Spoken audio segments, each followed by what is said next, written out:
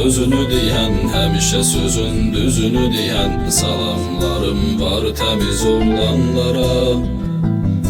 Her yerde öz sözünü diyen, həmişə sözün düzünü diyen. Salamlarım var təmiz oğlanlara. Bir istupunu mirin şahısan guli, hamımızın fəxri sən oğlu buli. Böyük qardaşımız baş tacımızsan, var eyləsin həmişə Tanrım səni.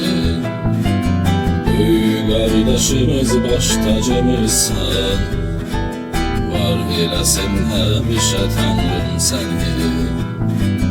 Her yerde öz sözünü diyen, həmişə sözün düzünü diyen. Salamlarım var təmiz oğlanlara. Her yerde öz sözünü diyen, həmişə sözün düzünü diyen. Salamlarım var təmiz oğlanlara. Uğur adın hep gedibdi yaddaşa, salamlarım vardı böyük qardaşa. Namik sen hayatta 100 yaşa, düz yol olup ibret insanlara.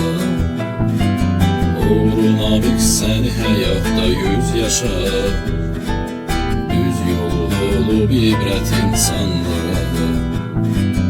Bir koş senin vardır iki kardeşin, Tevfiki de dosyadı dost sirdaşın. İnşallah senin de olsun tacın, uğur adın yazılsın dastanlara. İnşallah senin de olsun tacın, uğur adın yazılsın dastanlara. Her yerde öz sözünü diyen, həmişə sözün düzünü diyen. Salamlarım var təmiz oğlanlara. Her yerde öz sözünü diyen, həmişə sözün düzünü diyen. Salamlarım var təmiz oğlanlara. Tevfik yüreklerdedir senin adın, bunu sənə yazıbdı kiçik kardeşin. Yaşatmısan həmişə təmiz atsanın, yaxşıların qardaşı sən daima.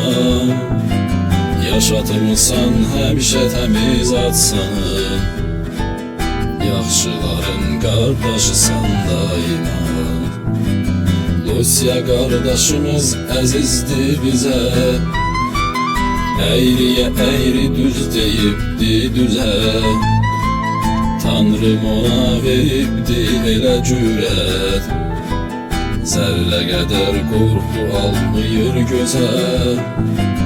Tanrım ona veribdi elə cürət, zərlə qədər qorxu almıyır gözə. Her yerde öz sözünü diyen, həmişə sözün düzünü diyen. Salamlarım var təmiz oğlanlara. Her yerde öz sözünü diyen, həmişə sözün düzünü diyen. Salamlarım var təmiz oğlanlara.